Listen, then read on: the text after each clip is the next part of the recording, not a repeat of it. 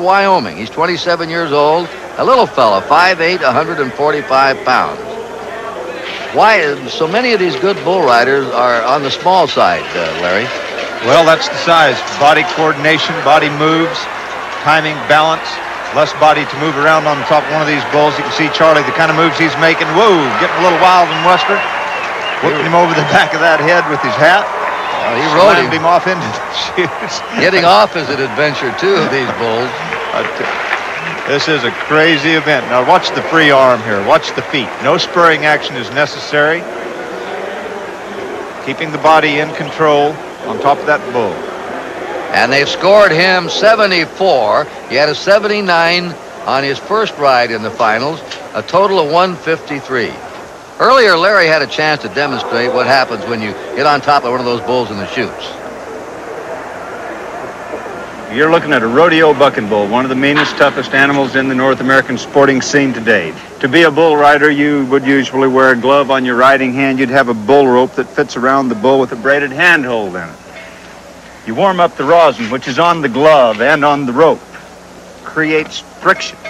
And it does hurt when they lay up against your leg, against these old steel bars. Okay, now, we pull the rope up. The rope is placed behind the bull's front legs. Some men will pull a rope tighter than others. Position is important. Most men will try to line the little finger of the riding hand up down the center of the bull's back. You'll take the wrap, cross the hand with the tail of the rope, around behind the wrist, the back of the hand. Some people lay it in flat, some will twist it. Depends on the individual. You move up into your position. And then you remember the old song, when they open up that gate, bull takes off like a runaway freight, and you're rodeo, the cowboy, bordered on insane. That's it. Let's go, man. Let's go. Well, I tell you one thing, he was better singing there in the chute than he was when he used to have the Larry Mahan band after he quit rodeoing. Your voice has improved immensely. We're looking at Gary Toole from Magnum, Oklahoma, a weightlifter on the side, 27 years old, 150-pounder. And he's on a bull called Wartime. They're all at war with you, aren't they, Larry? They certainly are, and this young man here can ride. He has great balance, winning attitude. Whoa, look at that, starting to go down inside that spin, gets back to the outside.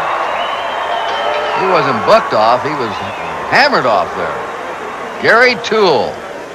It looked good for openers. He was in the middle of the bull the way he should have been. Then he started to slide down inside the spin. How about a spinner? Are they more difficult well, than those that don't? They are. You have that centrifugal force here. He started to go down inside. He crosses over with the free arm to get back to the outside. Goes too far. Centrifugal force on the outside of the spin. No way.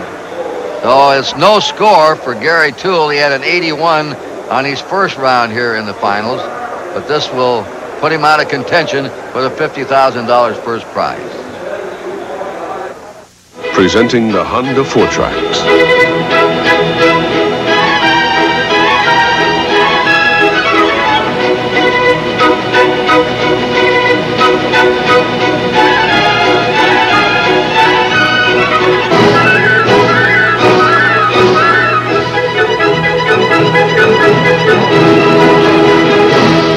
Fortrax, only from Honda.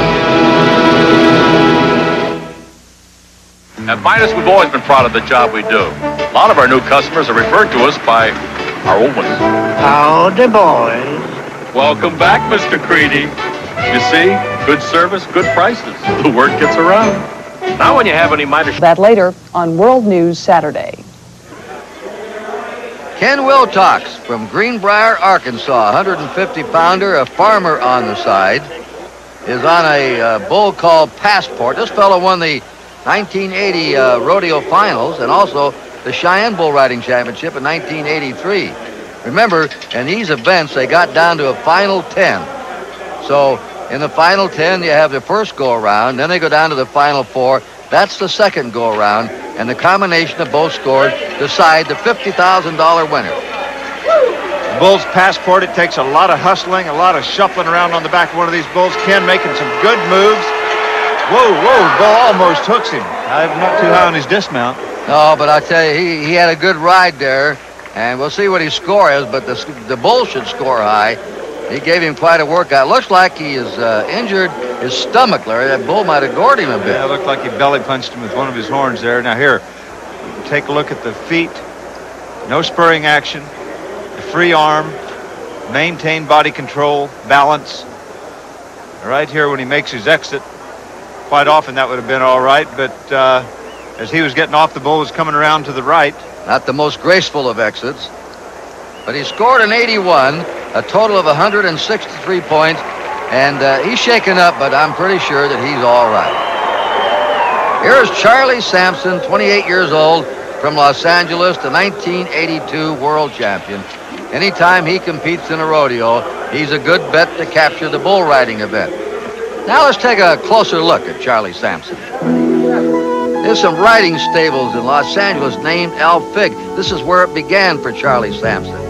Think of the odds against a black youngster from the Watts area, making it big in rodeo land. Charlie tells us how it all got started. As a kid, I hung around the horse stables, and I primarily just rode the horses, basically. So majority of the guys around the stables I worked at were team ropers. They had ropes where they was either practicing roping the dummy or roping horse in the corral. So in the meantime, I wanted to learn how to rope. So I asked one of the guys, how do I get a rope? He said, well, give me $12 and I'll go buy you one. I said, well, it only take me 3 weeks to work up to $12. Well, they still remember Charlie here at El Fig, but he must have had a special boss because he knew how to bring him along toward rodeo land. My boss, he thought it'd be a good idea for me to get on the steers. I said, no, I don't think I want to ride one of these steers. He said, well, either ride a steer or walk home. And I said, uh-oh. I said, okay. So one of my other buddies caught one of the steers and held him and put the rope on the steer and threw me on top of the steer and set my hand in the rope and kind of strapped it down pretty tight. So I'm all nervous and really not expecting very much. And the steer made a U-turn. When he made a U-turn, I fell right off on my stomach and knocked the wind out of me. So I got up crying, said I didn't want to ride this steer.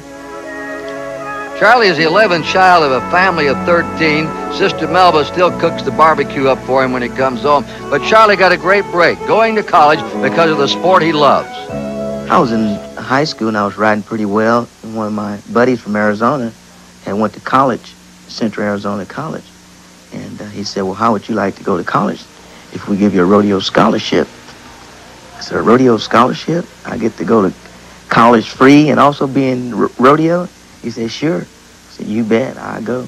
A couple of years ago, they had a Charlie Sampson Day in Los Angeles, awarded him that trophy.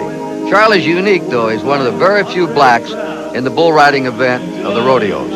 Majority of the cowboys that you see in the rodeo are all white. And for me, an urban cowboy and a black cowboy, to come out and be world champion, it's just the fact that I have to explain to him that I'm just Charles Sampson. I'm an individual, and I'm in the most individual sport in the world. Let's see if Charlie can do some explaining to this big rank bull now. He needs a 77 score to take the lead and win the $50,000. Here's 128 pounds of bull rider on a bull that weighs about 1,500 pounds. Great moves. Charlie has everything under control. Look at that young man move that body. Oh, he has beautiful balance, doesn't he? Oh, he certainly does. 128 pounds. I'll tell you one thing. He's all muscle. He knows he's done it. The bull did it for him. And also, Charlie capped it off. Woo, look at those moves. That free arm, throwing the free arm over to the inside of the spin. Total control, total confidence. Charlie Sampson. Yes, sir, and a phenomenal score of 90. He's the winner. And right now he's down there with Monty Henson. Well, after winning the World Championship in '82, Charlie, has rodeo changed any for you in the last couple of years? Sure it has, Monty. Being the world champion, first black world champion, put a little pressure on me my first year. Then again, my first year after the championship, I came down with a lot of injuries, and that resulted in bad attitude. But being the champion that I am, and you know what it's like, visiting with you all the time, guys like you help keep my spirit up. Just go back to the basics. Being happy makes you healthy. Being healthy, I can win. Congratulations, Charlie, on your $50,000 win. Thank you very much.